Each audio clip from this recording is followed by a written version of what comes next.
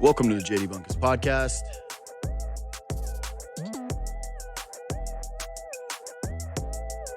The switch is intense.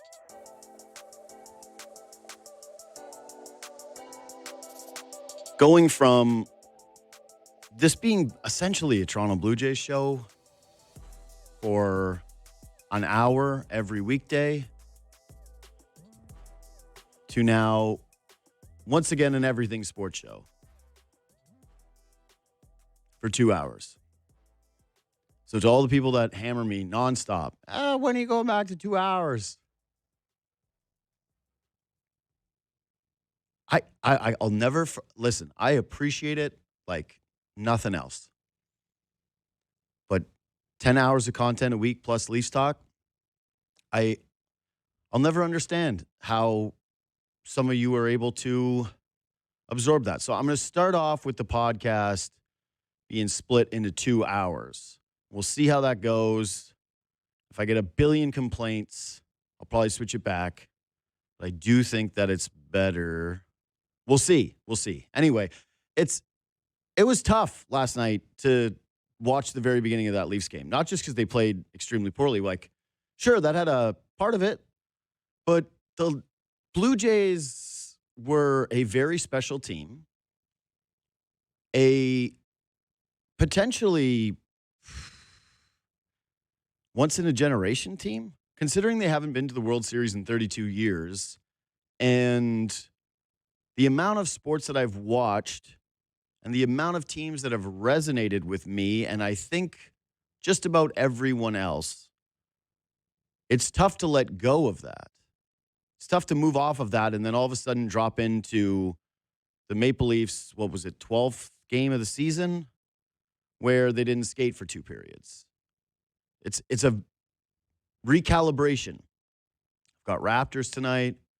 Caught a little bit of the Monday Night Football game after Leafs talk ended. I mentioned I watched football on Sunday, and I watched some of the Raptors game. Didn't watch the entirety of it. But I was staring right through the screen because I was still suffering from the Blue Jays loss. I'm doing the professional thing, and I'm turning the page. I'm still going to be doing a ton of Blue Jays content. Like, free agency is Thursday, where guys can sign with other teams. That's how quick this thing is. The turnaround is instant. And the desire, I believe, for what the Blue Jays are going to do next and how they're going to tinker with a team that was that special is going to be fascinating. But, yeah, we're on to everything now. We're into the real calendar, baby. Gonna absorb as much as possible. And I have been following the Leafs run, and I've been following Raptors games. I watch them in the afternoon. I watch them on tape. It's not the same, though, when you can hit the fast forward, and it's just you're not viewing it through the same intense lens. But, yeah, it's going to be an acclimation period, and I'm curious to see what people, the crossover fans, because I do think a lot of people are going to need to take some time after the Blue Jays to come back to some of the other sports. If you're a diehard Raptors fan or a diehard Maple Leafs fan or both, you're fine. You're a diehard football fan. That's probably the easiest one to separate just because the team isn't local. And so I don't believe the trauma can be as deep at times. But yeah, for many people, it's going to take a little bit of time. It's going to be a readjustment period. I think probably a little bit for me. But last night was about as bad as you could possibly draw up a spot to get invested in Toronto Maple Leafs hockey for the first 2 periods.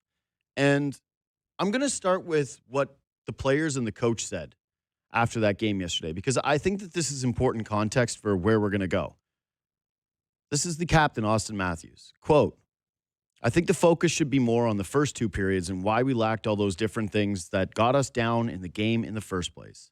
It's something we'll figure out." William Nylander on the team going down 3-0. Unacceptable. Nothing more to say. Berube on his team not playing a full 60 minutes. I have no clue. I don't have an answer for that now. Second period, they got the puck. We didn't check anybody. When we did, we gave it back to them. It's not good enough. End quote. So those are 3 of the biggest figureheads of this hockey team, if not the 3 biggest. And their focus is on what the Leafs didn't do through the first two periods, more so than it was on what was an exhilarating comeback. Truly, like very, very fun. Reminded me actually of the early Leafs where they would do that quite a bit during years 2, 3, 4. These bombastic comebacks in games where they didn't really have it for a couple of periods, but they had this brilliant offense led by all of the young stars who could just flip that switch and all of a sudden be right on top of you. And that was last night. They dominated the Pittsburgh Penguins in the third period. It was beautiful to watch. But it was also a reminder that effort matters, but also process matters. You can maybe get away with that the odd time against the Pittsburgh Penguins. It's not exactly a formula for long-term success, and I do think that the team knows that. And here's my hope. My hope is that a game like that actually resonates with the group. Because this is going to be a difficult season for the Leafs. A lot of people thought it was time for a change with Mitch Marner, myself included. But the premise was always, hey, you're going to be a deeper team. You're going to have more options throughout your lineup. The optionality is what's going to help you. You can build an identity that is outside of, hey, all we do is wait for the top six to come over the boards and bail us out offensively. We've talked about secondary scoring for years and years and years and years, and frankly, it just never fully materialized. A couple of moments here or there, but ultimately, everything was dictated by whether the Stars go. And last night, to me, it felt very much like that is still the same, minus a guy. What I'm here to say from a positive standpoint is I think that's okay right now. In fact, I think it's needed right now. The Toronto Maple Leafs want to play heavier hockey. They want to dump and chase. They want to hit you. They want to punch you in the mouth. They want to be more physical. They want to protect the front of their net. And they want to be a Craig Berube hockey team. A lot of people have some issue with that. They look at the Leafs and think maybe they're too slow to get in on the forecheck. They think maybe that they're getting burned with a lot of these turnovers and they look awful in transition. Their D-zone coverages have been a mess so far this season. Their goaltending hasn't been up to par. And a lot of the depth guys, frankly, have not looked great. Mirtle is already a healthy scratch. That's a pretty tough sign for a guy that was meant to come in here and potentially be Marner light. I don't think that we've seen too much from Dakota Joshua. I don't think that we've seen an overwhelming amount of Nick Roy. The new pieces have been sort of scattershot in terms of their impact throughout these games. I don't think that the changes have been so intense, so many changes that it's going to take them a lot of time for players to fit in. There should be a lot of continuity with this group, and you should see some of the progress that they made last year, some of the team that we saw last year applied into this season. But where I think it has to start is very much at the top. You can get upset about some of the acquisitions. You can nitpick with what the general manager did in the offseason. You can try to project what the future looks like, all these different things. But I think if the Leafs are going to have success and they are going to be a good regular season team to start, which you have to be to make the playoffs. So trying to just discount it and say it's irrelevant and just call me when the playoffs. Well, this year, the amount of teams that have improved while the Leafs have clearly taken a bit of a step back, it should be a little concerning for those of us that have just been basically checked out of the regular season and looking forward to playoff games. It's different now. It's a different environment for the Toronto Maple Leafs. But last night was indicative that, of course, they're always going to go as far as their stars take them. That's just professional sports. Yes, Ernie Clement was brilliant for the Blue Jays, but Vladimir Guerrero Jr. got on base in every game but one. You need your stars to be stars, but with this team in particular, right now, as they're trying to find themselves, I think that the effort and intensity that you saw from William Nylander, from Austin Matthews, and from Matthew Nyes in the third period of that hockey game has to extend through the next stretch of hockey. They play a lot of games over the next 10 days. They play a bunch. The schedule is condensed. It's going to be difficult on a lot of these dudes to maintain an effort level as they go through the grind and rigors of this regular season. They're not a young team. They don't have the benefit of youth like the Montreal Canadiens do, who are excited for a regular season where they're actually good, who care about the regular season in a different way. I'm sure that the Leafs and their veterans in some way or form are a little grinded down by the amount of hockey that they've played over the last 8 seasons. They're older. Their bodies aren't going to respond the same way. That's one of the I like having a lot of veterans on a team. I think that, again, to make the Blue Jays comparison, you just saw the benefit of that in a room when it comes to development. You saw that guys can still do it. But it's going to be a bit of a heavy lift here through the regular season for these guys to get up and treat the regular season with a little bit more intensity and respect than I think they have in some years past. Again, last year the record was great. It was an awesome regular season. I do wonder if there was a little added excitement and a little added urgency with the Marner stuff and whatever. Some of the new faces that they brought in, I think their blue line just drastically improved a year ago and really did change things. Their goaltending was a lot better. But for this stretch of hockey, while they look for the new identity that this team is clearly searching for, if they are not just going to be, hey, we're a couple of guys at the top of the lineup and a bunch of filler pieces, if you're going to have a different purpose for how you win hockey games, I think the Stars need to buy you time.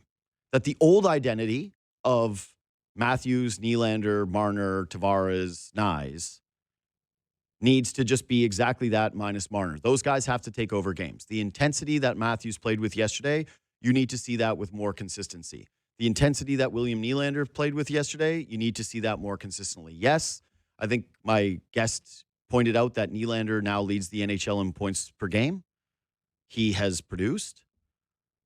But we all know what it looks like with this team when they turn it on versus when it's off. And we saw it yesterday, and it was a perfect example of that. And to have it be so stark, to have it be so intensely different in a game, I'm hoping it matters. I'm hoping that it has carryover. They say there's no momentum game to game.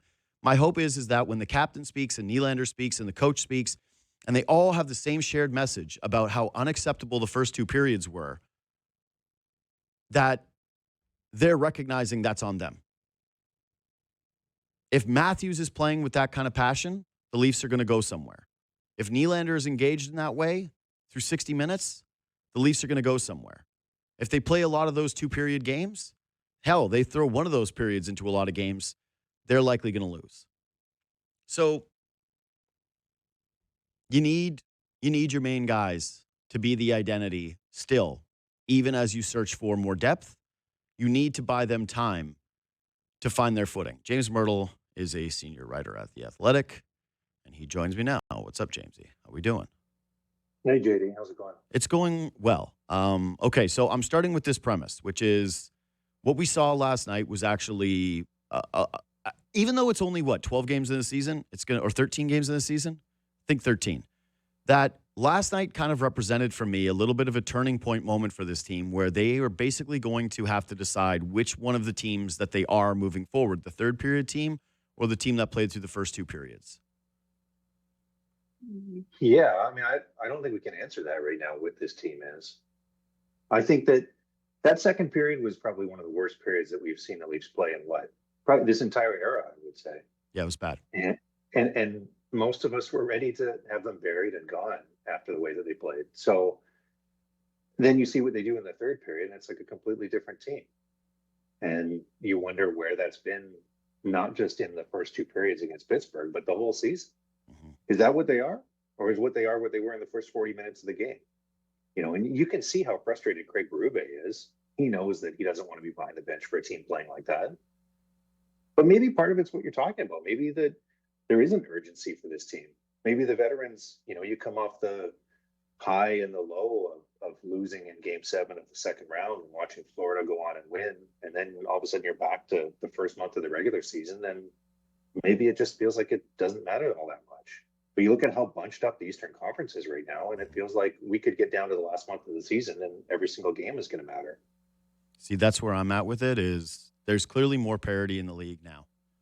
And I think a lot of teams have taken a step. Do I think that when I look around the league, I see 15 Stanley Cup contenders? No, I do not. Do I think a lot of these groups are probably going to fall off? Absolutely, I do. Do I think that the Leafs' top-end pedigree and some of the players, including the goaltending, that should probably improve when Joe Woll can step back on the ice and give them the tandem that this team grew accustomed to last season, that they're going to regulate to a certain degree? Absolutely, I do. But I made this point last night on Leafs Talk.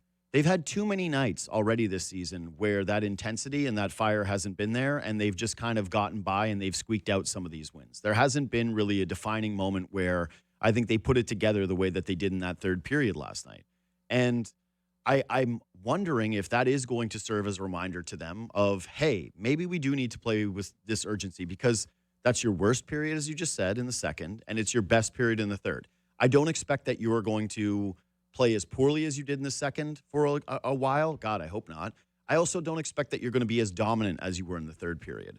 But if your leadership core is accepting how, and using their words, how unacceptable that second period is, I weirdly am optimistic that they can all of a sudden turn this around and find more consistency with the effort level and the intensity from the top guys. That, to me, is going to have a massive trickle-down effect with the rest of the group. Like the idea that they're going to be deeper and that the depth guys are going to carry them in a way now because there's more salary allocation there because Mitch Marner is gone, I think that's a fool's errand at this point of the season.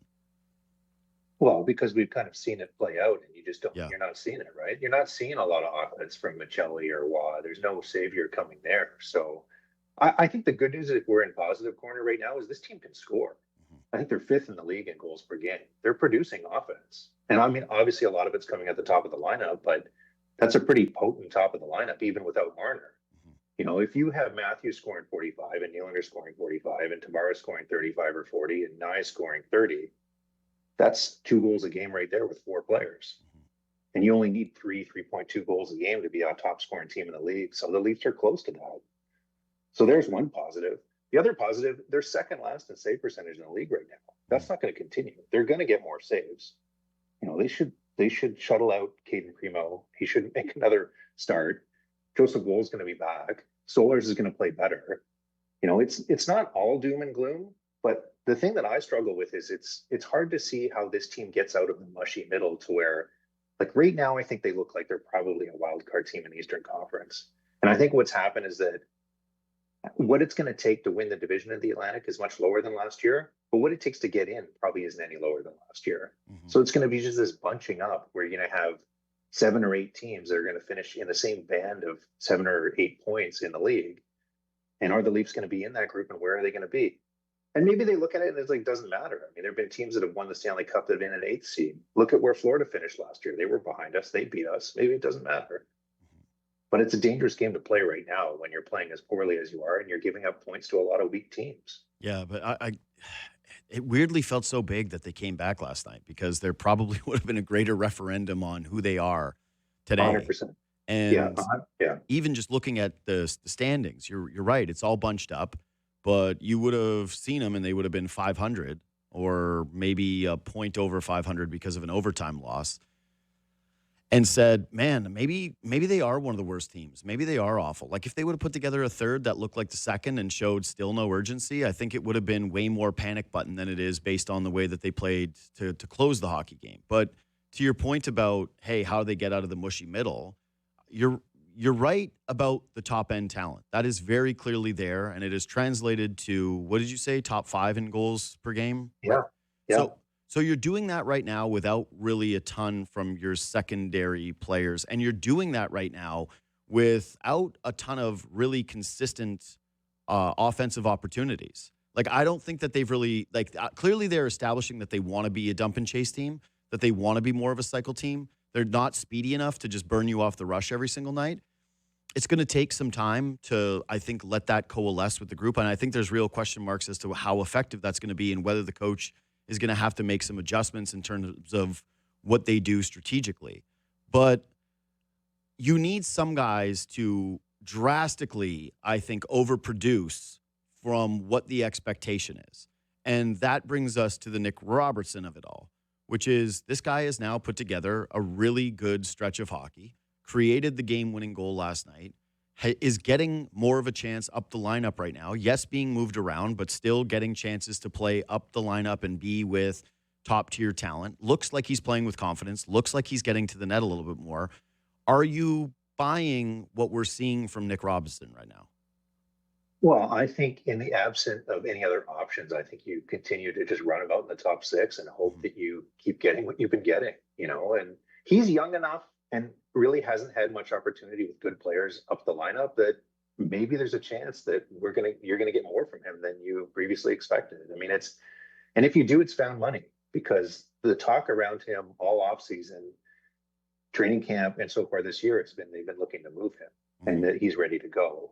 So it would be kind of hilarious if all of a sudden now he becomes a piece that matters to them. And you look at last year, and their goal production, and I think he had 15 goals. Mhm. And that's not an insignificant number for a team that loses a player like Marner and needs to replace some of the production. So if he can give you 15 or 20 again, they'll take it.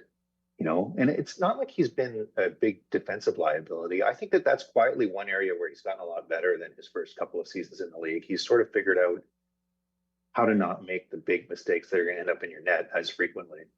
So, like I said, in the absence of other options, I think you give him a chance with good players and hope that this continues because he's looked probably as good as he ever has in the NHL over the last week. Yeah. So where I'm at with it is I'm not ready to just trust and say, okay, he's in pen now. He's established that he is an important piece for the playoff roster. Like, of course not. You don't go from a trade candidate who they don't even think they can move because there's just not enough coming back a couple of weeks ago to a staple of your lineup. But it was more of a reminder to me that maybe it's not going to be one guy that does it consistently. Maybe it's not going to be Nick Robertson all season long. He's going to have fluctuations as a player. But can you get it to a point where there's enough guys that find themselves in this lineup that are producing offensively where they can basically be passing the baton? Where it can be a stretch where it's Nick Robertson. It can be a stretch where it's Bobby McMahon. It can be a stretch where it's Max Domi. Like, there are talented offensive players throughout the lineup. And in terms of the move piece of Robertson, it's the same conundrum. You can't really move him because not just you're not really getting anything back, but because he has a skill set that you don't have in great supply, which is someone who can score, which is someone who can create their own offense. And so even though he might not be the roster fit that you want, even though he's not the traditional Berube style player, he's still a guy that if you remove him from the lineup, you don't have really anything that replicates his shot. You don't have really anything that replicates the skill set. He's still more valuable. So having him be engaged and having him feel like, hey, he is a part of this and he gets this opportunity, I kind of think it's important because you're going to need that collection of guys. And then you get to kind of the Michellis and the McMahons, who are also supposed to provide some kind of an offensive spark. And there was some weirdness heading into the game yesterday of who was going to be the healthy scratch. It ends up being Michelli. And I'm curious if you've heard, because they're showing us what they think of him so far. This is a guy who came in here with pretty lofty expectations, given that he didn't play a game beyond January for the Utah Mammoth that they gave up on him, but was essentially promised to be some version of, hey, a playmaker that can fit into your top six and might not be perfect, but can probably help facilitate offense for star players. Out of everybody on this team that they brought in, out of the new guys, to me, he has looked the most, I don't want to say something too harsh, but he's looked the worst fit. He's the one where when he's making a pass, it looks nice, and then everything else in his game doesn't really seem to fit with this team. And yeah, this kind of, based on right now, does look like it's tracking towards this guy not being a part of this hockey team. Who's going to want him? I mean, what's his contract? 3.3, 3.4? Like, Yeah. I don't think he's a movable guy right now. So, but you're right. I mean, and on paper, not even just on paper, just watching him, he's the antithesis of a Berube player. He doesn't look like a Berube player at all. He's probably less of a Berube player than Nick Robertson is. Mm-hmm. He's small, not physical at all, doesn't engage, makes glaring mistakes with the puck at times, and he's not producing. He's got 5 points in 12 games. I'm looking at it here. I'm looking at the guys you list. Domi's got 4 points in 13 games. Joshua's got 4 in 13. Waz got 3 in 13. McMahon has 4 points in 13 games. I mean, we were expecting more, I think, from down the lineup from basically everyone For that I just sure. listed. Yeah. So this isn't, they wanted to create a 3-line team and they haven't done it. And maybe Robertson needs to be a part of that. I don't know why. Berube seems to have a reluctance to build kind of a sheltered scoring line. And I don't even know if he has the personnel to pull it off right now. Certainly not when Nylander's out of the lineup. But getting Cowan more engaged on power play 1, using Robertson higher in the lineup, trying to push and prod McMahon to give you more. I think all of those things make sense. You're probably right too. I think at some point you get more from Nicholas Waugh, and Mirtle, I think, is just a wild card. He looks like a guy that doesn't have a lot of confidence, which makes sense after what happened last year. I think he had 18 points. He was healthy scratched more than 20 times. I'm not a very good Utah team last year. So he's fighting for his career, and he's in the last year of his deal. And right now it's not looking good for him to get another one. I don't think that his next contract is going to be over $3 million. I don't. I don't know it's going to be over 2. I would strongly guess that he's either going to be headed to Europe based on the way he's playing right now, if he wants to collect some money and if he wants to rejuvenate his NHL career beyond this season. If things continue to go this way, you're talking about taking a pretty severe pay cut, because you're right. He's looked lost. He's fighting with confidence. And if you're going to play for 2 teams that scratch you for a lengthy period of time, that's probably not great. I actually, though, when it comes to the way Berube's handling it, and scratching certain guys, demoting guys, moving pieces around, normally I would say, hey, give some players some time to settle in when they're in a new place, show them some confidence. I actually, based on the way that they've played, with the urgency issues that you and I have addressed with the group, and that was clear and evident last night through the first 2 periods of the hockey game, I actually like trying to press on the rest of the lineup and say, hey, if you're doing something, you're going to have a spot, and you might even have an opportunity to get more ice time. And if you're not, you might be the one coming out of the lineup. That you keep shuffling this thing until a couple of these guys actually start to produce for you. Because, yeah, if the difference is going to be creating 3 lines, at some point you're going to need some players to step up. I think you guys on Leafs Talk last night were talking about just some urgency, and I think that's one way you can create it. Yeah. You said that these guys should be fighting for a spot in the lineup and a spot in the NHL. And yes, we've already seen David Kampf put on waivers, and I think you're right. Scott Lawton's going to be back soon. Lawrence potentially going to be playing again. That's going to push people out of the lineup. And you see Sammy Blais, he's fighting for his NHL career. He didn't get a game in the NHL last year, won an AHL championship, and he's someone who looks like he's really just fighting to stay and not end up on waivers in a week. And I think you probably want to instill that mentality in Michelli and Yarncroc and Joshua and all these guys down the lineup. And I think putting it out there around the league that, hey, we'd be willing to move some of these guys wouldn't be the worst thing either. Put the team on notice. You haven't been good enough. We need to make changes. You could be the ones that go. Show us what you can do. Yeah, it's the same thing with the Robertson stuff, though, where you go, who wants you for what price, and how is that helping you? Maybe giveaway bid, maybe, and I just don't see it. I just don't see how any of these guys that we're talking about would be a good buy low for any other team. The only one, and that's why I thought yesterday was curious, is probably McMahon, where he went, I think it was 8 games without a point before scoring last night and good for him putting it in the back of the net, but that's created by Nick Robertson. And I think that he's actually looked, in terms of guys that you had sort of a baseline expectation for, McMahon is a little higher on the list for me, given what he did for you last season, scoring 20 goals, and mostly absent this year.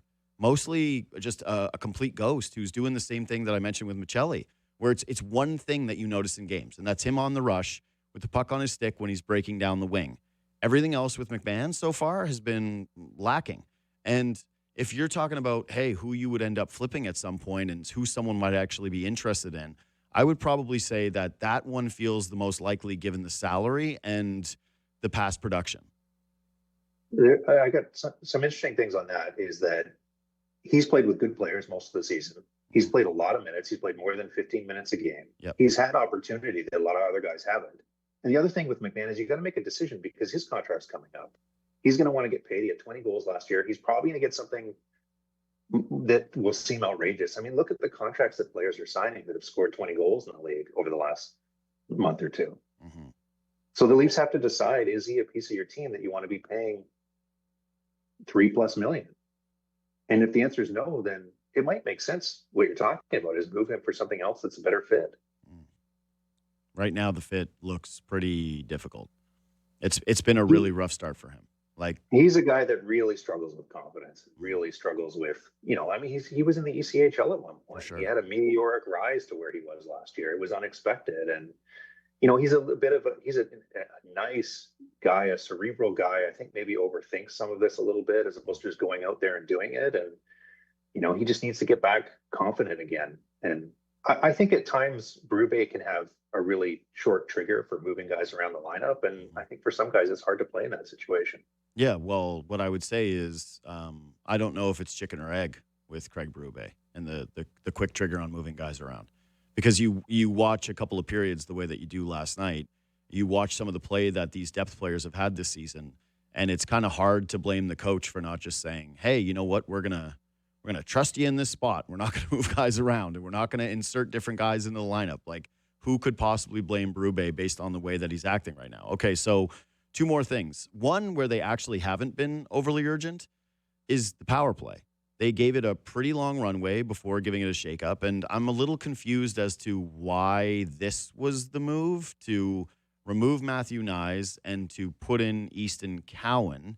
One of the, I would say, problem spots for me with Cowan in general throughout the course of the season is they keep trying to put him into spots where it's not like he looks overwhelmed. He's clearly got pedigree. He's got some skill. He's a pretty fearless kid overall, but it's a lot to ask him from being, hey, are you a top line guy who plays first power play minutes to completely out of the lineup, healthy scratch, and maybe you're going to be destined for the AHL. And the fluctuation of that is sort of an embodiment of what they have with the rest of this roster, right? Which is you've got your core pieces, but then everybody else, you have pretty much no idea what exactly their role is supposed to be outside of the Lorentz types or the Lawton types, right? And even I would say Lawton, there's probably going to come a point this season, or maybe going to be a point this season where they go, let's take a look at him in a different role than a checking center or a depth center. So they put him on power play 1, and not a lot of opportunity, but it ends up looking pretty much the same. What do you think that they should be doing with this unit? And do you think that Berube is going to start, he and Savard are going to start to get more of that itchy trigger finger the way that he has had with the rest of the roster in terms of trying to find the right formula personnel-wise? I mean, they're at 12%, so they're going to have to try some different things. I think what they're struggling with is what do you do? And I don't think switching in Ekman Larson for Riley is going to be enough of a change, or the change that you want even. I mean, I don't think Ekman Larson is going to help you on the breakout, which has been part of the problem for the power play. So I think the change I would look at making would be putting Tavares down on power play 2, but I imagine they don't want to do that with the season that he had last year, the stature he has on the team. He's played well to start this year, but I don't know that removing Nyes from the net front and bringing in Cowan is the solution. But I think what they're wrestling with is you're not going to take Matthews off. You're not going to take Nylander off. You need a defenseman back there because you don't have a forward that can do what Marner did defensively on the power play that's not going to give up shorthanded goals. So you're stuck with a defenseman, Nylander, Matthews. I think you want to keep Nyes at the net front. There's only the one other piece you can move. Mm-hmm. So I think that's what they're struggling with. And the thing, too, in this market, if that happens, if they move Tavares off power play 1, it's a much bigger story than if you move Nyes off power play 1. So it could just be that they're not ready to make that move yet. So here's what I would say about the storyline piece of it. 1, I don't think that should be any part of their concern. 2 is Tavares, based on what he gave back on the contract and how he's produced so far this season, I think is pretty untouchable right now from a narrative standpoint. Like, he just snapped an 8-game point streak.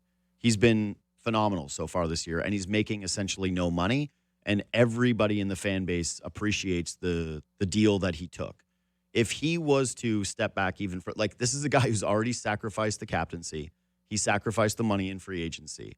If he was to sacrifice a role on the power play and it started to work better, I don't think that would be an indictment of him from a narrative standpoint. It would yet be more applause because he would be the one basically eating it yet again so that other guys could thrive. I'm with you. Sometimes I look at it and go, all right, do you really want to take off a guy with those hands in front of the net, that ability to tip the puck in front of the net? But there's been way too many of those fadeaway jump shots that he likes to take in the middle of in the middle of the ice, where he's kind of falling backwards and just kind of turning around and snapping it blindly on the net. And I don't really view that as a great power play strategy. For me all along, and this has been Nick Kyprios' point, they don't have enough playmakers. So let me see it with a Max Domi type out there. And if you're going to try to re-engage Michelli, hell, like let him get a look on the first power play. Let's see if he can make a couple of nice cross-ice passes to guys that allow them to get good, clean looks at the net. They need a playmaker on there, in my opinion, is what the fix is for right now.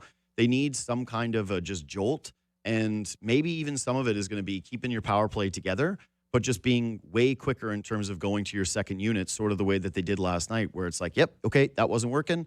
These guys are coming over the boards. They're gonna get an opportunity now, and if they start to score, evaluating it from that point forward. But here's what I can say with pretty much conclusive certainty is that if the power play continues to go this way, the Leafs are going to be hard pressed to finish up the standings. And yeah, if we're talking about that wild card spot, yeah, that's how you end up fighting for one, is if your power play can continuously not convert and looks this lifeless. Last one, I'll let you go.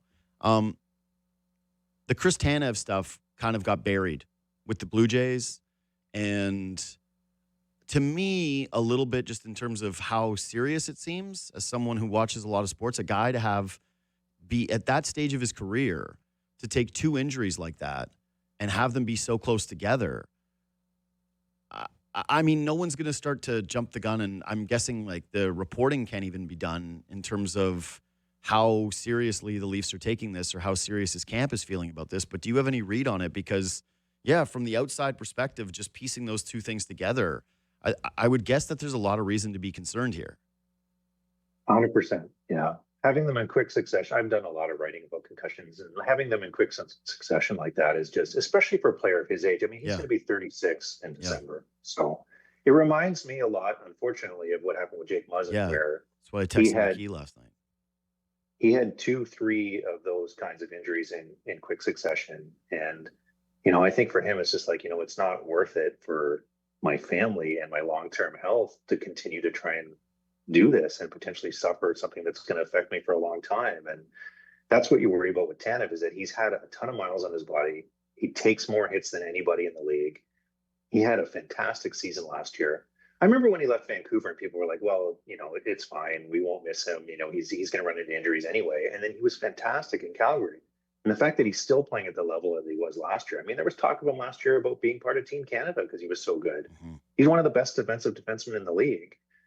But you look at how he played earlier this year, it looked like he was slowing down a little bit. You get the 2 head injuries back to back like that. And I think the Leafs have to give him a lot of time here just to be 100% certain that he's 100%. And I don't know. I haven't talked to him about any of the medical stuff, but it did feel like he came back pretty quickly, and maybe he was fine. And I'm sure he went through all of the right medical protocols and everything. But I'd be really surprised to see him come back quickly from a second one like that. I would guess, again, this is guessing, but that this is now months before you see him again. Yeah. Like that this isn't going to be, hey, 2 weeks you're getting an update on Chris Tanev and that he's starting to work his way back, that they're going to be overly cautious with this, and they have to be. Like, again, this one, that's the kind of second injury, to your point about Muzzin, that you do have to start thinking about the long-term future and, your family, your life, your quality of it through the rest of, your years. And so, I wouldn't be anticipating him back anytime soon. And when you look at the way that this team has played in the defensive zone, that's a huge loss that I think is being a little underestimated in all of this and under-discussed in all of this. Actual last one. So they play 6 times in 10 nights starting tomorrow. It's quite a bit. And you mentioned the Primo thing. Yeah, shouldn't be playing. Stolarz was better last night, but also, like when you mentioned that stat about the save percentage, he's got a hand in all of this. I don't think anybody wants him playing like he is Vasilevsky, or certainly not like he's prime Ed Belfour, where it's like, oh, he's just playing every single night. Do you have any sense of the timeline with Joe Wool in terms of when they want to start getting him back in here? You'll see him on a conditioning stint, I'm almost certain, before that. So you'll see him at practice with the team more frequently. I don't think it's going to happen that quickly. I mean, maybe he gets into a game with the Marlies on the weekend. I haven't looked at their schedule. So, but you could see him play one game, and then maybe it's like a mid or late next week situation at the earliest, I would think, for him. Yeah. So you're faced with a situation where you got a back to back this weekend. You're going to have to play somebody. I think I would turn the ball over to Hildeby. You've got the roster spots, and if Tanev's going on LTIR, you don't have to worry about cap ramifications or anything. You can carry 3 goalies. So I think I've seen enough of Primo. Was it 938 save percentage? Yeah. He's been a really big part of the save percentage being in that low. And I was looking at it the other day, and goals saved above expectations. I think he's second or third last in the league, despite playing 4 games, which is hard to do. So I think his time is up, and putting him in against a good team on the weekend wouldn't make any sense. Well, it's also a little weird because the second game of the back-to-back is against Carolina. Right. And the first half is against the Bruins. And I do wonder if they do the thing where they go, hey, let's see Dennis Hildeby against Boston and go with Carolina start being Stolarz. Like if the case is that you don't have Wool for potentially another week, I think you're going to have to give Dennis Hildeby at least 2 starts. Like that's too many games for Stolarz in too condensed of a period for that just to be, hey, the backup is playing the Sunday game. Like you're going to have to mix in a few other ones there. Probably I would say if you had to like just me, quick brain scheduling it out, one of those 2 games in the back-to-back is obvious. But I think you're choosing one of these Kings-Blackhawks games as another spot where you have to turn to the backup. But, yeah, conditioning stint makes sense. Hopefully it's not a super lengthy one. Hopefully Wool ends up being all right. And, yeah, hopefully the Leafs' save percentage can start to normalize a little bit here because, yeah, so far it's been dreadful. Again, James Mirtle, senior writer at The Athletic. Thanks, as always, for making time, man. We'll talk to you next week. Thanks, JD. See you, pal. Yeah, so that's kind of the thing with the Leafs right now. Is that there's more questions than answers. Far more questions than answers. I don't even know what the answers are. Like, yeah, Matthews and Nylander are still really talented players, and they can produce for you when they're playing this many minutes and being tasked with this much of a burden. But just looking at it sort of holistically, okay, so you know what you have in those 2. You kind of know what you have in Tavares, but you don't know what you have with your power play. Still don't think you really know what you have with your penalty kill unit. Your questions in net are still pretty clear and obvious. Until you see Wool back and he looks like himself and maybe Stolarz normalizes himself, that's a huge trouble spot. You're feeling more confident that that can be corrected than I think the first one, which is the power play. But even still, question mark. Team identity, total question mark. No idea what it is that they're supposed to be doing every single night. Outside of Nylander, Tavares, Matthews, Nyes trying to carry the bus offensively. Which roster spot outside of your stars do you feel great about right now? Which one of the depth pieces are you saying, put that down in pen, that guy's going to be an impact player with an exact type of role that you know? Weirdly, it's probably Nick Waugh, but he's had some bright spot moments, but I think overall it's been underwhelming just like a lot of the other guys. And your blue line now might be without Chris Tanev, the anchor of that unit, for a lengthy period of time. And the coverages have looked awful. The pairings have continued to be shuffled. They're clearly searching for some kind of an answer there, and I'm not really sure how they're going to arrive at one. So, yeah, amazing comeback last night. And some people are probably going to look at this segment and say, like, oh, it's too negative. But again, I'm taking the lead from the team on this one, who is saying that those 2 first periods are the story of that hockey game. And to me, they are. Because I think everyone knows that they have the talent up front and the high-end goal scoring where they can put together a period like that. The question is, can they do it for 3 of them? And can they do it consistently? Anyway, subscribe to this podcast. Leave 5 stars. If you're watching on YouTube, leave a thumbs up. You can reach out anytime on Twitter and Instagram at JD Bunkis. I always appreciate the messages. We'll take a quick break, and I need to talk about something that wasn't appropriate yesterday in the wake of the Blue Jays loss, but is a real problem with our city and absolutely needs to get corrected ahead of the World Cup. That's next.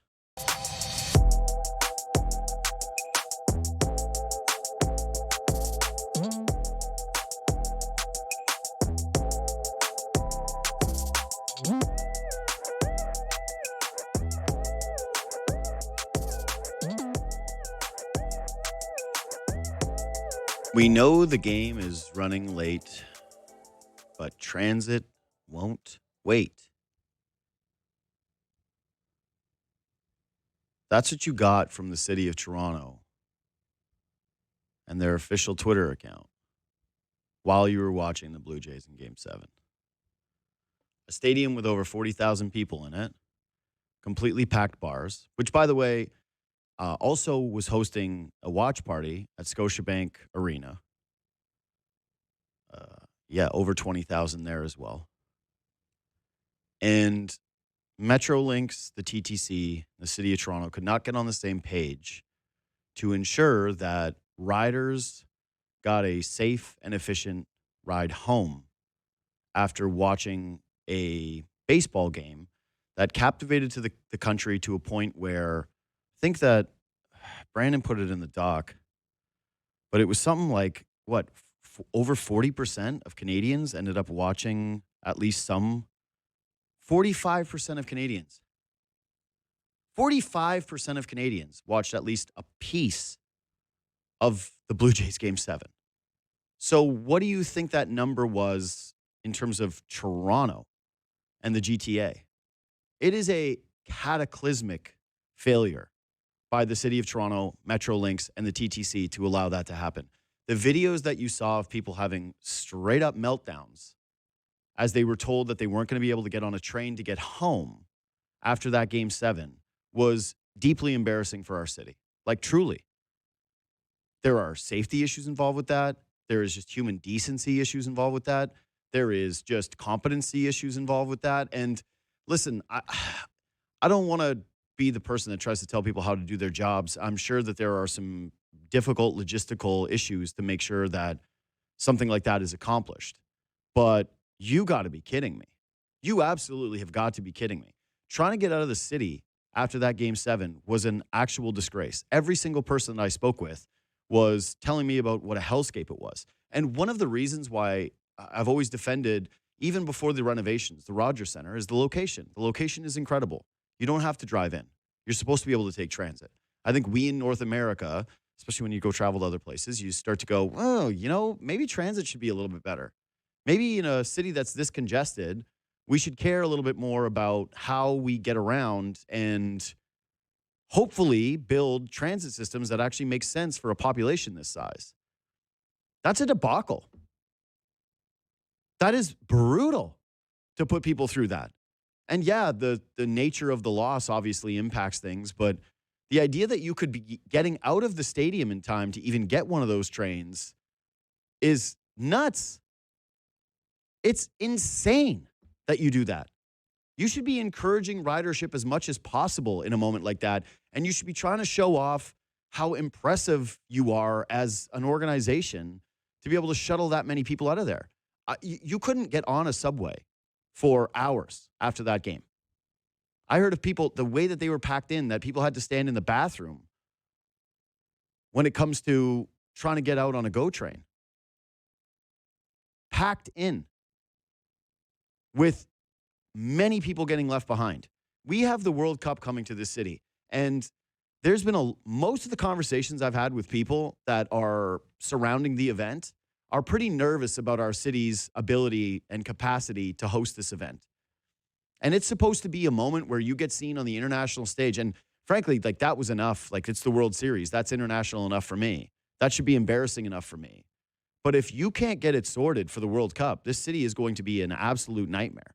People are already nervous. People are already a little reluctant to believe that this thing is going to be executed with precision. And to see that on a Game 7, literally the biggest layup in the history of layups. That's a wide open basket in an empty gym, and it's just you. And you blew it that badly? Disgraceful. Truly disgraceful. And it should be. I say this about different things all the time, and maybe nothing changed. I said it about Ticketmaster and all of the secondary ticket market, and I'll say it now against our own transit system. I hope that this is a wake-up call for people in terms of needing to press to ensure that you actually get safe, efficient ridership when there are big events in this city. My God, what a disgrace. Quick break, Charles McDonald and the NFL next.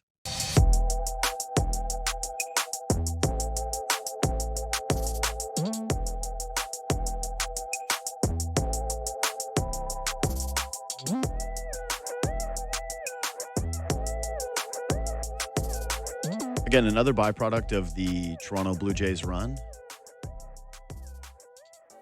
is like getting in a time machine. I woke up in the future. I'm Philip J. Fry. I fell into the cryogenic machine, and then I just woke up in the future. And I went, wait, what's happening? And they're like, it's the NFL Week 9. I went, no, that's not possible. I don't see how that could be true. It is. The Week 9 in the NFL just finished. We're deep down the track. We've already seen now the Buffalo Bills beat the Kansas City Chiefs in the regular season, which they are prone to do. The NFL trade deadline is today. Yeah, things are happening. Charles McDonald, NFL writer and podcaster for Yahoo, who's excellent, also known as Four Verts. He joins me now. What's up, dude? How we doing? Doing all right. Can't complain. How you doing? I'm doing okay. I mean, I'm still processing a devastating World Series loss. But what do is like you just try to throw yourself into other things to distract yourself, and that's NFL football. So let's start with this because today is the trade deadline. The Dallas Cowboys get embarrassed. They lose to Jacoby Brissett, who I'm just gonna guess is like 38 years old now. Let's put it there. Let's put the. Yeah, he's still in his early 30s. Early 30s, said like 30, 31. I think. There's no way. Jacoby Brissett is 31 years old. He's got to be around there. I think he was only drafted like 2017. I need to. Maybe 2016. I'm Googling this right now. I got this completely. I can't be. He's 32 years old. My God. I'm so sorry, Jacoby Brissett, for aging you the way that I did. I feel like he's been in my life forever. Like, I'm like, oh, Jacoby Brissett of 25 years ago, of course. Yeah, I thought that this was like a Joe Flacco situation. It's not even close. Anyways, journeyman quarterback who, has had some moments in the league, and we've kind of had some positive moments with Jacoby Brissett. But, if he beats your ass and you're at home and it's the day before the NFL trade deadline, the normal thought is, hey, you know what? You're not really a contender. You're probably not a buyer. And the Dallas Cowboys go out and they trade for Cincinnati Bengals linebacker Logan Wilson. And so, I guess, listen, it's hard to really get into the mind of Jerry Jones, but, what are the Cowboys doing? Why are they buying? I don't know. I guess Jerry's looking at it as they have some extra draft capital from Green Bay. Dak, yesterday might not have been Dak's best game this season, but overall he's played like an MVP quarterback this year. Yeah. So, I don't know. Maybe in Jerry's world, he thinks that if they can just scrape together enough defense and the offense kind of stays at the level that they've been at for most of the season, they can go on a little run. But I don't know. I don't see how, Logan Wilson is going to change that. I mean, trading for Kenny Clark didn't do anything for the defense this year, which I don't think is all that surprising. You've seen where like Kenny Clark's career has trended over the past few years. It's a guy's played a lot of football, kind of on the back nine of his career. So I don't really know what they're doing. I think they're just kind of vibing, and they're going to see where they are once. They're going to see where they are when the season's over. But the frustrating thing about the Cowboys is part of the reason that they're always relevant is because it's not like as much crap as like we give Jerry. He has made some silly moves, especially in the past year. There's a lot of teams that would kill to have like the Cowboys level of talent that they've put together. Even over like the past few decades, like they've always had a quarterback, offensive line, be able to score. It's just this year the defense has really fallen off. Even yesterday, one of my friends asked me, like, is this the worst Cowboy season of this century? And I had to look back, and it basically is the worst Cowboy season the worst Cowboy season where the quarterback has been healthy. It's the worst season since 2004 when Vinny Testaverde started 14 games, and then. You get the two franchise quarterback streak with one draft pick between Romo and Dak, and now they're here. But now I think you just gotta see like what keepers you have on defense. Try to play some competitive ball. Maybe just play spoiler down the road. But I don't really get traded for stuff right now. But it's just 7th-round pick. Yeah. Anytime you can trade for a defensive player from the Cincinnati Bengals, you just have to do it. You got to go out and get him. We're going to try to reconnect with Charles because his phone's kind of crap.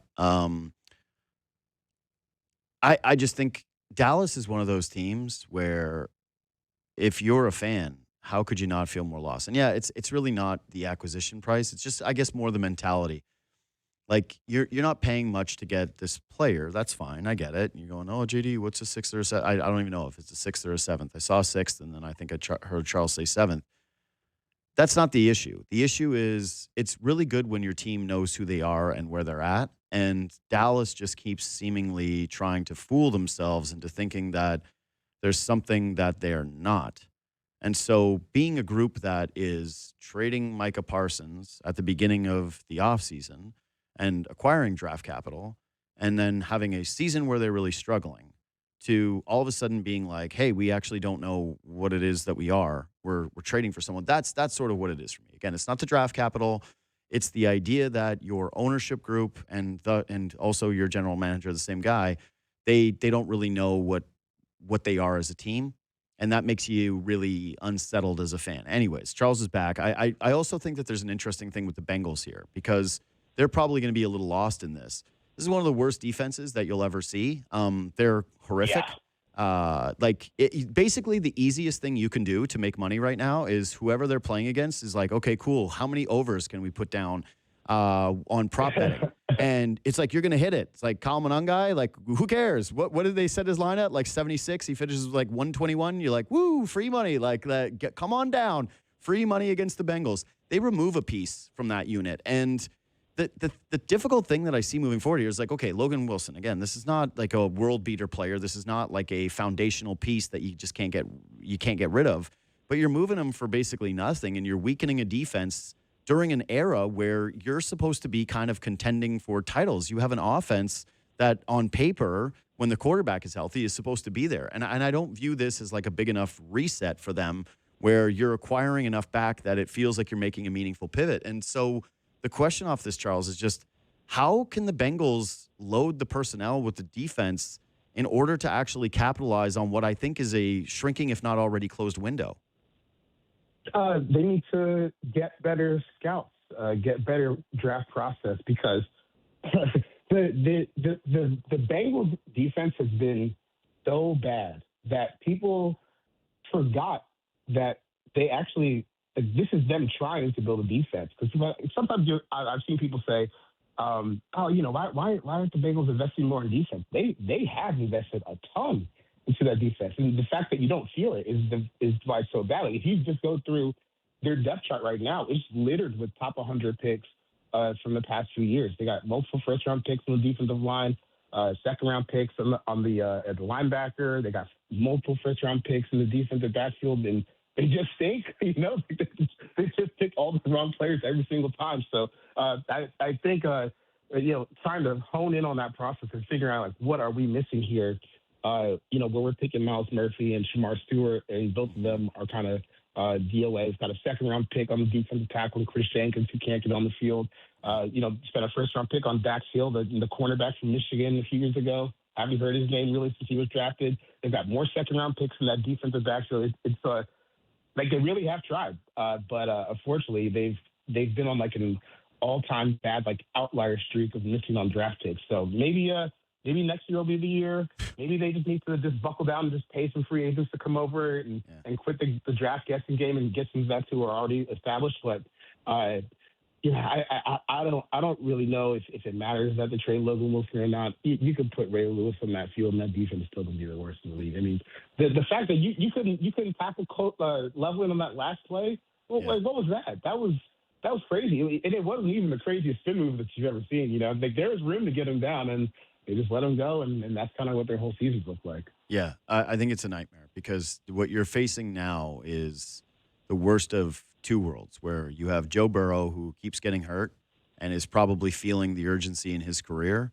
A bunch of frustrated players who started off with winning and now are dealing with just season after season of outside looking in, the failure of promise, but also a defense that can't get their act together to the point where, if you're the quarterback at some point, you're looking at this and just saying, like, you know what, man, I know I signed the long-term deal, but this is done for me. And if that happens, my God, I don't know what Cincinnati goes back to. Okay, so Bills-Chiefs was this weekend, and this is the major story. But is it? Because the Bills have beaten the Chiefs 5 out of the 6 times that Allen has faced Mahomes in the regular season, and they're 0-4 in the postseason.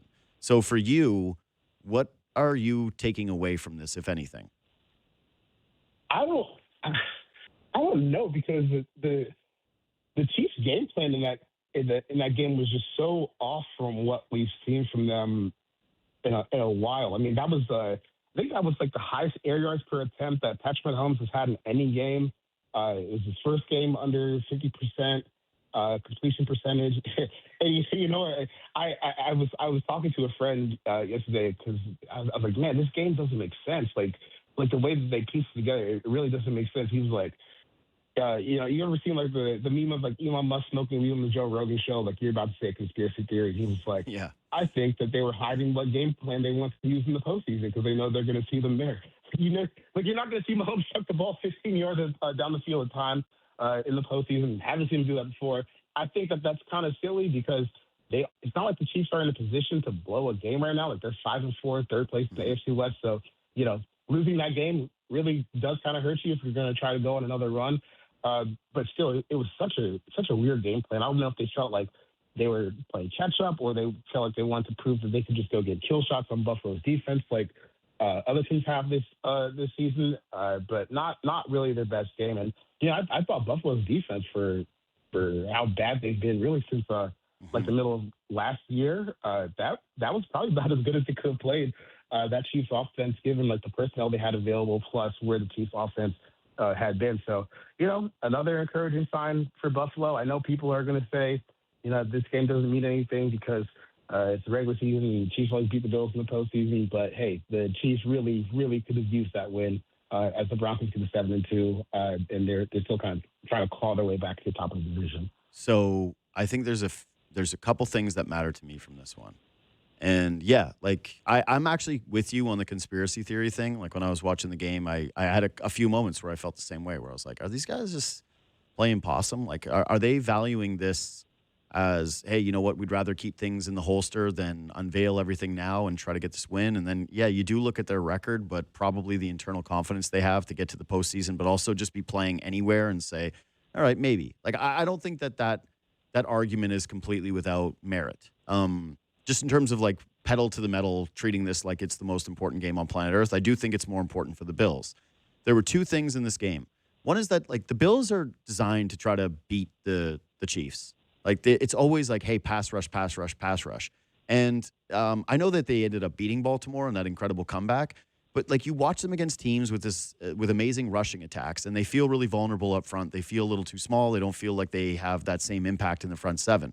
But they hit Mahomes 15 times in that game. And to me, like, that kind of matters. That almost matters more, because I already know Buffalo can run the football. Like, that's been established over the last couple of seasons. They did it again in that game. Kudos to them. I think that they are probably underrated in terms of their rushing attack. Like, I feel like Cook actually is probably one of the more underrated or underappreciated players in the game. And he's like the most improved player. I'm a Bulldogs fan, so I watched every game he played in college. I thought he was just going to be like a little third down guy, because that's how they use him in college. And now he's like a real deal between the tackles power back. That's been a pretty crazy development path for him. Yeah, 100%. So I think that part of it is important, that they can run the ball on the Chiefs and that they can beat them on the ground. They don't need to just rely on Josh Allen, because that has been one of the problems in the past, is it feels like, who's the other guy and who's the running back? So, okay, that's a piece of it. But I already believed in that. The second part was seeing Bosa get so many touches on on Patrick Mahomes, and seeing him get hurried the amount of times that he did, and thinking to myself, I think that this Buffalo team, two things. One, that they, as much as there have been the struggles and they haven't looked great so far this season, like, they haven't looked like, oh, wow, exactly where we needed them to be. The window is shutting, all this different stuff, that they're still arguably the scariest contender to beat the Chiefs, despite the postseason record. But two is just like, maybe this pass rush is better. Maybe they actually have an opportunity where if they do have a lead, they can close the game more so than they could have in years past. Yeah, I think it's still going to be tough, because I think the Chiefs, they were down a couple offensive line, or they were at least down Josh Simmons. So maybe they'll be a little bit more functional. But that is a good point, just to be able to get like hands on Mahomes. Because we saw like in the Super Bowl last year, that's maybe before this weekend, that was the worst game Mahomes ever played in terms of just like being able to move the ball down the field on dropbacks consistently. and they were kind of able to get hands on him and beat him up. And I guess that's still like the tried and true way to kind of to beat up some of these quarterbacks, and especially now because they're trying to get out the pocket and they're running, and you kind of have more opportunities to take them down. I do wonder if the Bills, if that was about kind of like a flash in the pan, or if that's going to be continuous for the Bills. So I still look at like the group of players and like, I don't know. Sometimes it looks good. Sometimes I got to squint my eyes for it to look good. Yep. But man, just be able to have that performance, like just some proof of concept that like if you get into the postseason, like could you just give us enough like high leverage stops where we can get the ball back in the hands of Josh Allen? No one's expecting you to go out and pitch a shutout or anything like that, but can you get just enough key plays for us to get the ball back? And I think that's where they are, because now, like when you look at Buffalo's offense, I think it's kind of like last year. Like they're really just well structured to go win postseason football. And I know that it hasn't happened, but I'm not one of those people who says, "Oh, Josh Allen can't win the big game." I mean, that's ridiculous. I've seen him play football before. That guy's obviously good enough to win a Super Bowl. And when you get down to the postseason, you've got this big offensive line. You've got one of the best rushing games in the league. And, man, it feels like, if you can just get a couple stops in the postseason, that run is still possible, especially because the top of the AFC still just feels wide open, especially now that it looks like Kansas City might have to go on the road come postseason time. Yeah.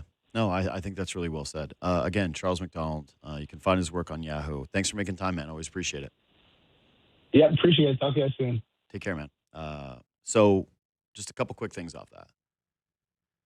That's my biggest feel from that game. I get it. If you're a Bills fan, and if you're in this market, you might be a Leafs fan as well. You might have just watched a crushing Game 7 for your baseball team. You've got a lot of fan trauma there when it comes to winning the big one. And so you get into this place, just Bill fan alone, where you think, who cares? Who could possibly care about beating Patrick Mahomes in that game? The Chiefs did look weird. I agree with Charles. There were some moments in that game where you were like, what is this? But the Bills have something the Chiefs don't have, and that is a credible running game. They can run the football. James Cook is good. Like, that is a real player. And, yeah, Josh Allen absolutely helps facilitate that rushing offense. But I believe that they can do that against anybody. I think that they can run the football, which is massive because, the playmakers still leave you wanting a little bit. It hasn't been the breakout season for Keon Coleman that a lot of people thought it was going to be. Shakir is still good, not great if that's your number one target. Saw a little bit from the tight ends in that game, great. But ultimately, Josh Allen's going to have to decide that game. He's their best player. But I just love teams that can win in multitudes of ways. And the Bills, and this was a last year thing, but it still applies to this season. It doesn't feel like they need to beat you with miraculous Josh Allen play after Josh Allen play after Josh Allen play, that they have another way to win a football game, and that is through James Cook and his legs and that rushing attack. So that matters, and I do like that. The big thing, though, is the pass rush. And we've had other moments like this where I can't remember who it was that tipped the football. Brandon will know because he's a big Bills fan. Oh, it was Von Miller.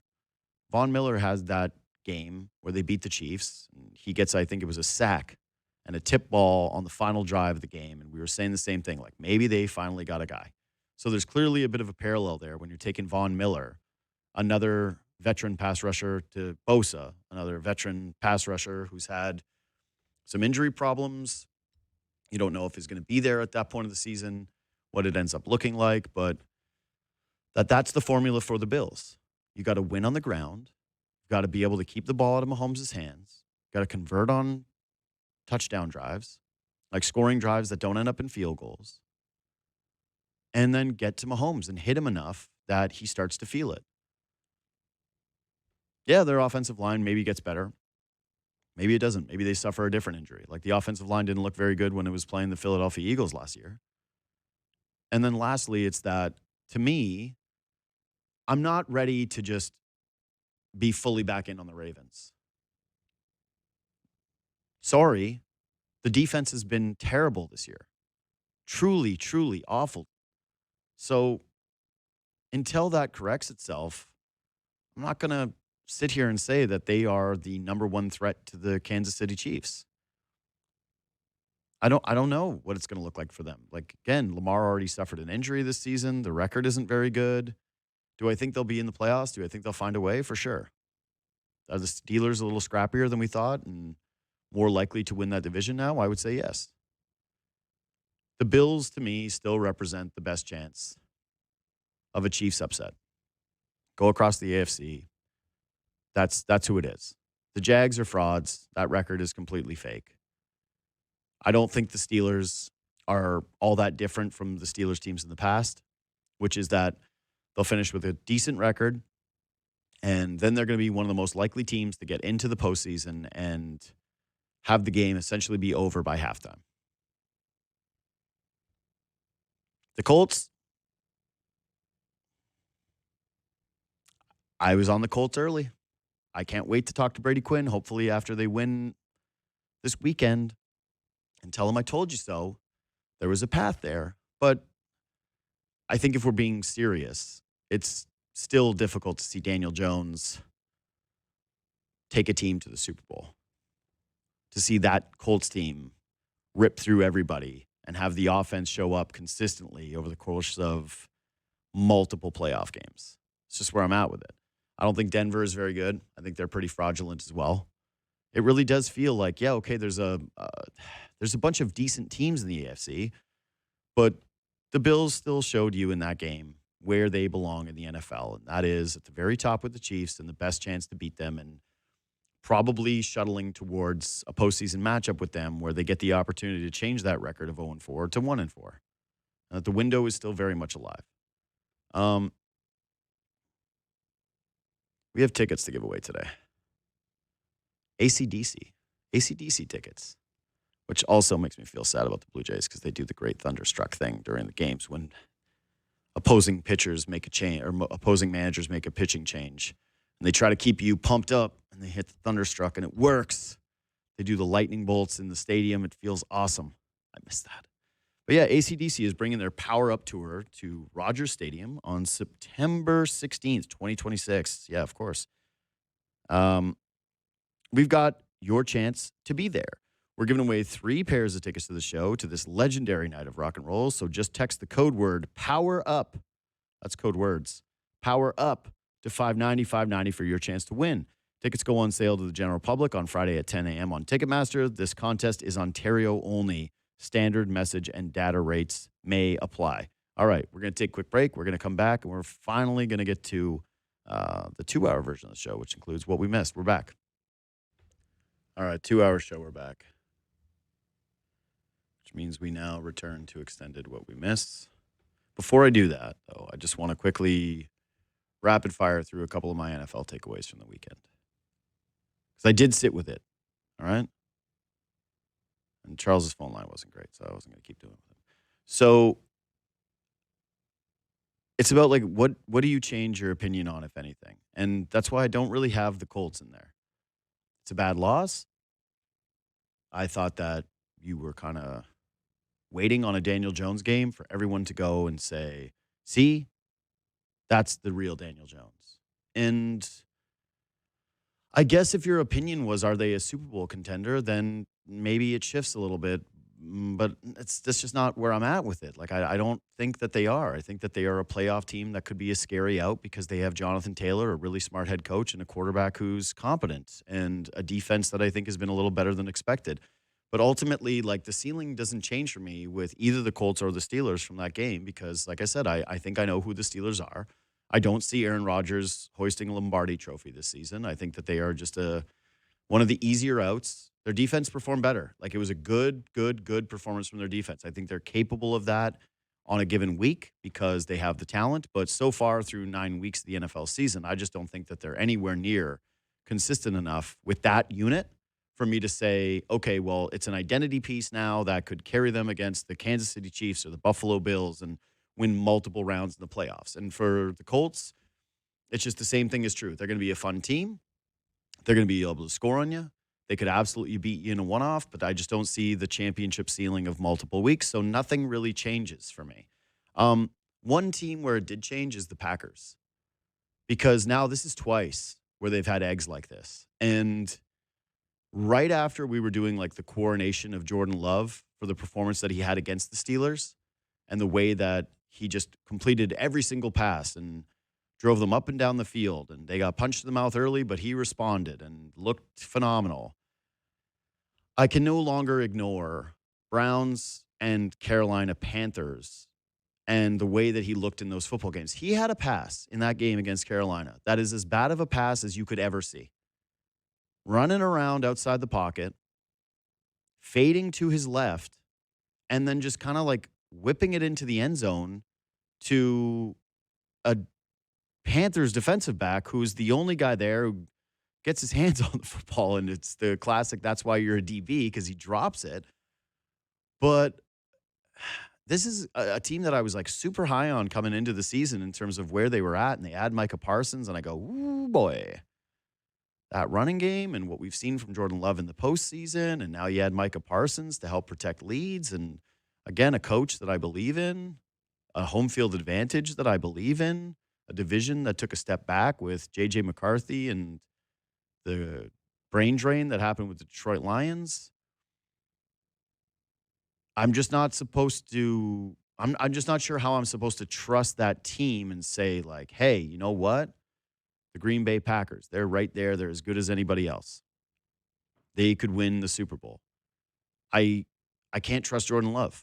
I don't trust Jordan Love with pressure in his face. You say it about a lot of quarterbacks, but that is two horrifically stinky games from him against teams that should be way below him. And yeah, it happens. There's more parity in the league, whatever. Maybe I change my opinion again, but as of right now, that was one of the takeaways from the weekend was just like, I don't know if these guys are ready, and I don't know if this quarterback is him. Lastly, and this is what brings me the joy, and so I saved it for last. I think the Seattle Seahawks are legit, and I am officially buying in on the Seattle Seahawks. I am a guarded Seahawks fan. It has been a pretty torturous run since the Super Bowl. Like, they lose in heartbreaking fashion, and it's years of, hey, let Russ cook, and you got to let him be the team. You got to let him be the identity, and it always seemed to peter out and run out of steam. And they got into that spot that I'm talking about the Steelers being in right now, which is, hey, you're good, and you win enough games in the regular season, but nobody really trusts you to make a deep run. Nobody thinks that you're going to go beyond wildcard round or divisional weekend. Like, it's not who you are. And last season, they finished again with a decent record, but it was with Geno Smith, and there's like this huge debate constantly online. If you're a football Twitter person, then you're well-versed in the idea that there's a pocket of nerds that are obsessed with Geno Smith, that think that he is like the world's greatest quarterback, and that if you just put him in the right situation, Geno Smith is as good as anybody. And I have argued with my friends about this time and time again. Oh, it's not Geno's fault, and Geno is so good, and blah, blah, blah. And there was this frustration with DK Metcalf, a player who on any given Sunday looks like he's one of the freaks of the league who can just take over any football game, to someone who is going, like, who rivals, funny enough, George Pickens, who he replaced, in terms of receiver most likely to do something stupid in a huge spot that absolutely breaks your team's back. They had still too much crossover from the old coaching staff to the new coaching staff, and now when I watch them, I feel like they are Mike McDonald's team. It's not just Sam Darnold, who I'm going to get to in a second. It's the defensive line. The pass rush is still, could use some improvement. I would put them down as a team today during the NFL trade deadline that I'm kind of hoping makes a move and gets a little aggressive trying to acquire somebody that can get to the passer. But the D-line, in terms of stopping the run and making you feel like they can put you down in third and long situations over and over and over again, they're legit. They got real guys on that D-line. Byron Murphy, Leonard Williams, Nwosu. They can do something. And their head coach is, I think, proving himself to be pretty unequivocally one of the better defensive minds in all of football, and that this was not just a byproduct of the Baltimore Ravens and their ability to draft and Kyle Hamilton. That unit is good enough to stop anybody at any given time. I don't know if that's how you win football games in this day and age. I think that your offense still has to matter, but that's what's been encouraging so far about this group is, like, they switched out their offensive coordinator, that got somebody that's legitimate. And now they have a quarterback who I have a lot more faith in than Geno Smith, period. Geno Smith is not him. I will go to the wall against the nerds. I don't care what you show me on the deep ball passes. I don't care. I've seen Geno Smith. I watched him this weekend against the Jacksonville Jaguars, and he was actually diming it up, and there were people coming out of that game going like, classic Geno Smith. I'm like, he threw for 3 touchdown passes, and he eviscerated the Jaguars. Like, he played well. He can have those moments. But over the course of his career, I think that he's proven pretty unequivocally that he is not a Super Bowl caliber quarterback. And when you're trying to talk about the dudes who got the remake in a good system, he got better, but he's not Baker Mayfield, okay? And I don't think he's Sam Darnold.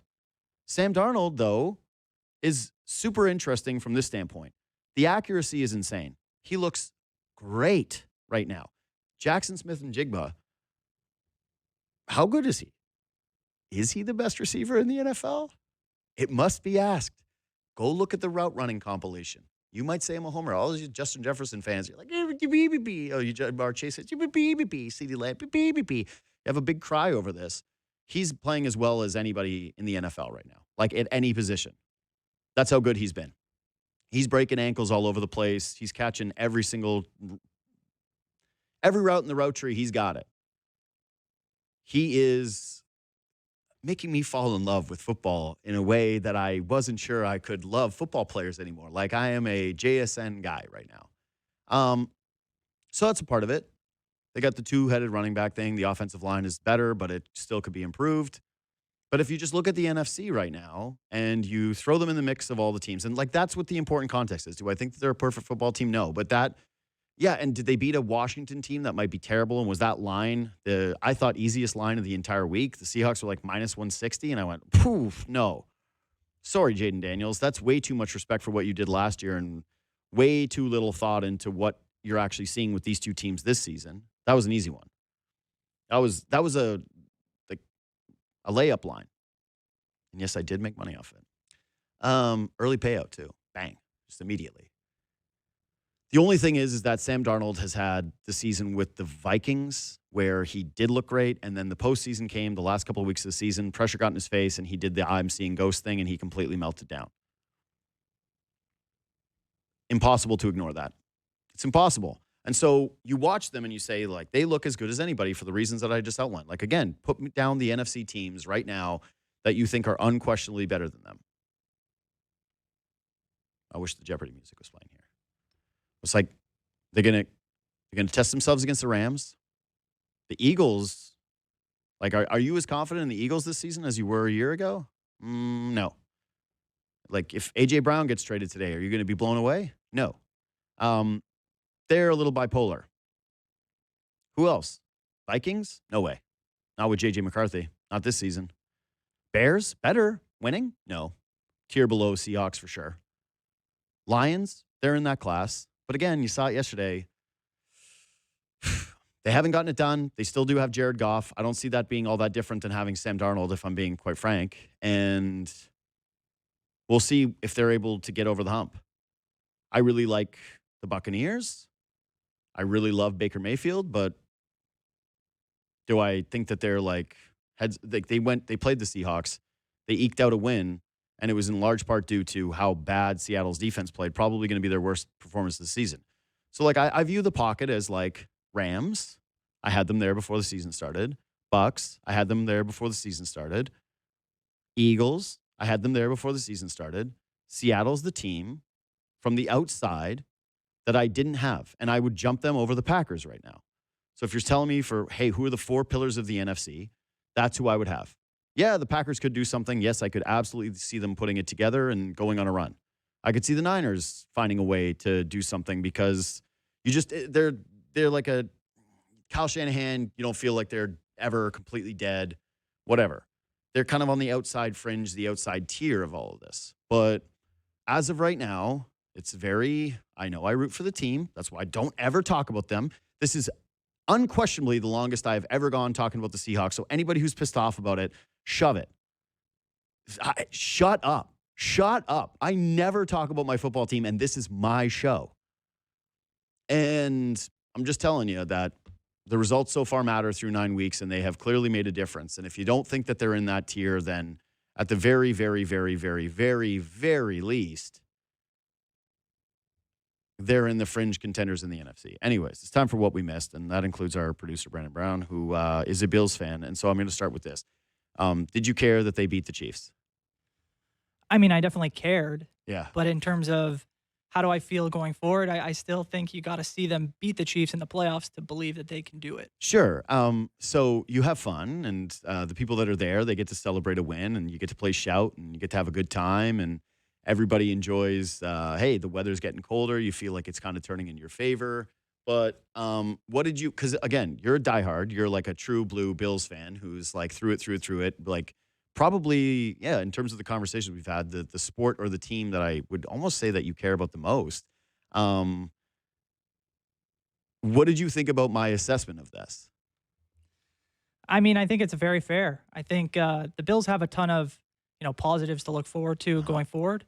But I think when it comes to the Chiefs, that seems to be the team that they need to slay the dragon there first before they can kind of feel like they're on top of the league. I love what they did on defense on Sunday, and I think that if they're able to play so aggressively, they'll be able to play with anybody. But again, you just kind of got to see it in the most important moments because it feels like in the past that's where they've kind of fallen apart. For sure. But what I will say, though, and like Bills fans, I get that you have that built-in trauma, right? Just like Leaf fans do. Yeah. Like you can make the parallel between what the Bruins were and now what the Panthers are to the Maple Leafs, right? Like they could get in, Leafs could get red hot throughout the regular season. They could dominate. They could still finish first in the Atlantic. And then if they get into a matchup with the Panthers, people are going to go, yeah, you're dead meat. You're not going to beat them. Even when you go up 2-0 in a series or you score a couple of goals to start game 3, there's still like a underlying thought that you're going to end up blowing this thing. I get that with Bills fans. All I'm saying is like, that's not exclusive to you, right? Like Seahawks, I'm just saying like they have Darnold who has the exact same thing of, hey, can you get it done in the big game? The Lions fans, they've just watched this window where all of a sudden they're having success and they keep blowing it when they have big spots. So most of the fan bases in football have that underlying feeling of like, well, we don't really get it done. Like you have to be a Chiefs fan or now an Eagles fan to feel like, okay, well, I trust that we'll be able to figure out in the postseason. That's most people. And I still think that the Bills, in terms of all the teams in the AFC that have the best shot at beating the Chiefs, it's like they proved that with wins like that. If they would have gotten the doors blown off them in that game and they would have looked embarrassing and you would have looked at the record and said, man, a couple of losses in here and the Patriots coming up and looking the way that they do, which, by the way, I didn't mention them in the AFC contender teams because I don't think that they are one. Yeah. And I also think that the Patriots are actually pretty lucky and a little fraudulent and that the Drake May hype has gone way too off the rails because there are such big media figures that cover the New England Patriots that whenever they do something positive, it's like it gets completely blown out of whack with what the reality on the ground is. But whatever. Did I miss something with the Bills win that you thought of when you watched this or like that you processed? No, I mean, I wouldn't say that you missed anything. I think it's maybe being underappreciated just how intense their defense played. I think that's the one thing for me that if they're going to win a Super Bowl, it's going to be because the defense has stepped up from where they've played kind of in the beginning of the season and certainly in years past. But I think your assessment of them is very true, and I feel good about them going forward. But I just there's always that pessimism of until you do it, it's hard to believe that they can do it. Yeah. This is Brandon's first time on the air with the show, and so naturally he will agree with my assessment. I like that. I like the way that we're starting this. It's like what you did was you summarized it perfectly. Thank you. That's what I heard. Okay, what else did we miss? Yeah, so we were looking at Rogers released the ratings for the Blue Jays Dodgers Game 7 in the World Series there, and it did some numbers. It was the highest average audience in Rogers history outside of the 2010 Winter Olympics. I think it averaged 10.9 million viewers, and it peaked at 14 million across the country. Is right in the ninth inning when Ernie Clement came up to bat and hit that would be double, would be game winner. And you mentioned it earlier that 45% of the country pretty much tuned in at some point of the game. So it's incredible numbers, and I wanted to get your thoughts on what you think that means for us and for the broadcast industry in general. Okay, so there's a couple things as to why that matters. I'm not a ratings guy. Like every year people put out ratings for things and I go, I just don't like that's great for the TV people and the ad sales guys that maybe get their sweet bonuses. God, they must be doing well. I gotta meet more ad people in the building. So good for them, good for the bottom line, great. But overall, when people flash ratings like for the Super Bowl, for example, I go, yeah. Oh, did a lot of people watch the Super Bowl? Oh, what? We get it. And sports now are basically carrying a lot of like old traditional media. And now you're seeing that why, like the reason why places like Amazon are trying to get involved. And in the States, it's like to watch the NBA, you got to have 85 different packages to watch all the games. You got to do the same with the NFL now. We get a Netflix Christmas game, right? We're going to all huddle around the Netflix and watch the new Knives Out and NFL football. That's what everybody's going to do. That's Christmas now. What do you stream? What do you stream with your family? Those two things. They stole NBA Christmas Day. It's now going to be NFL Christmas. We saw those ratings. Don't particularly care. Don't think a lot of sports fans care. Think that it just ends up out there because the networks want it out there, and that's fine. But here's why this matters for the Blue Jays and why I care about those ratings. So you said it is the average viewership of over 10 million people. So Canada's population, I think, is like a little over 40 million. Yep. So that's a quarter of the country that actually gave a crap about these games. And then 40% that ended up actually watching these games. You care for two reasons. Number one is that you hope that there is a small form of the Carter effect. I think that youth athletics are very important. I know what they meant to me. I know what they mean to kids now. And my genuine hope is that other kids fall in love with sports and that they carry a tradition of watching these games and being invested in these games. And I've mentioned this to you before, and I've talked about this with Armin and with other of the young producers that come into the building, is sports fandom is clearly changing. The consumption is clearly changing. I don't know if people are watching as much that are younger as you did if you were my age. You know, if you're in your mid to late 30s, you were more likely kind of growing up watching all the games. And now I find when I'm meeting younger sports fans, they consume far less. They have way more at their disposal that's competing with them. Your attention spans are completely shot. Like mine's completely shot. But I at least grew up without a cell phone in my hand. Like I was given the opportunity. You guys weren't even given a chance. You were born in it. Like, yeah, you were born in the darkness. Like you had no shot. So I do see something like that and go, man, all right, the numbers are there. And I saw the amount of young people at games and out in the bars. And I went, okay, I'm optimistic about the future of this fan base and the people that are actually going to give a crap in terms of watching it. Would you expect a bump next year? Yes. Coming out? No, of course there's going to be a bump next year. But that's the part that actually matters in the here and now. Yeah. For those of us that want to see championships before we leave these mortal coils, that if you are a fan of the Blue Jays and you're a fan of any team, you want your ownership groups to be heavily invested in the products. And one of the things that went so under the radar this year, and I get it, like I work for Rogers, so anytime I bring this up, people are just like, oh, you're shilling. You're shilling. It's like, I don't know. I don't really view myself as that way. I don't think that I'm on their radar as a company. Yeah. But you look at payrolls throughout Major League Baseball, and I believe the Jays were 5th. But in terms of what they were actually profiting, they were among the lowest in all of baseball. Like they were spending a ton on their team, but clearly the dollar impacts this group. And other teams that were spending a lot of money were still getting more into the black.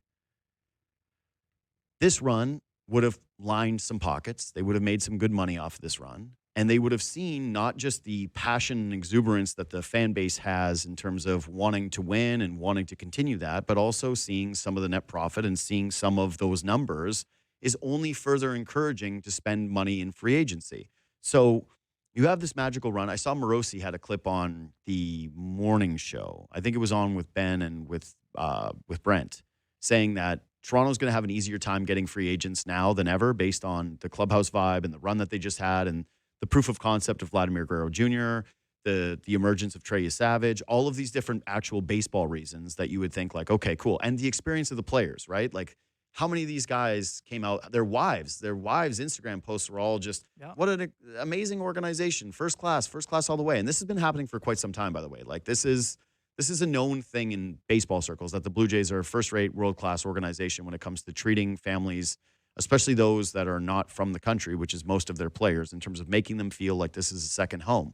But you look at payroll right now, And you might be saying to yourself, like, hey, how much higher can it actually go? Are they really going to? They just gave Vladimir Guerrero $500 million.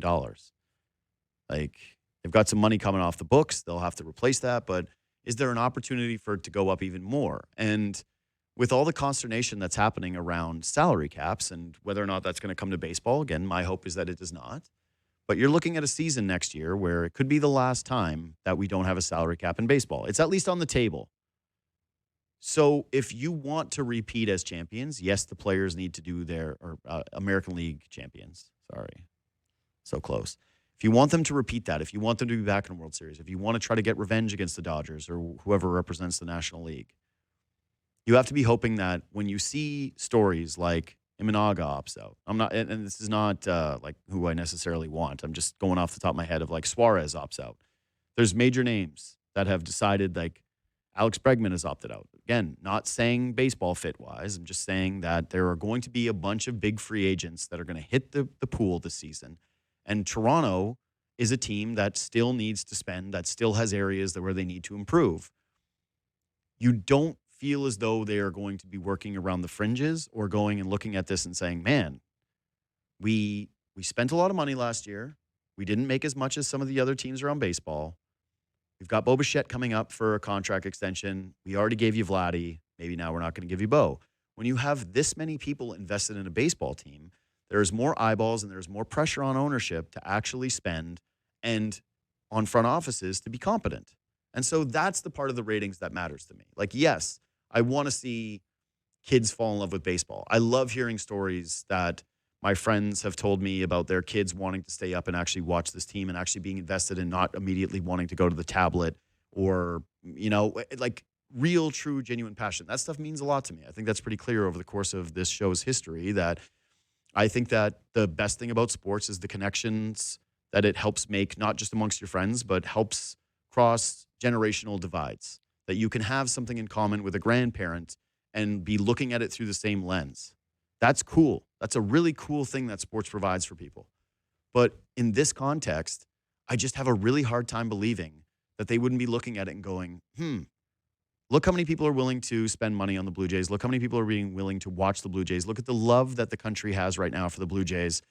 Let's not dial it back at all. Let's not even stay standing pat. Let's keep this ball moving. Let's keep it going forward. Let's add excitement to the fan base by making a splashy free agent signing. Let's spend on risky things like bullpen acquisitions. That can continue to change as well. Anyway, subscribe to this podcast, leave 5 stars, reach out anytime at JD Bunkis on Twitter and Instagram. And we'll be back tomorrow with, by the way, more Blue Jays content because I do want to talk about free agency, which starts on Thursday with Ben Nicholson-Smith. That'll be tomorrow.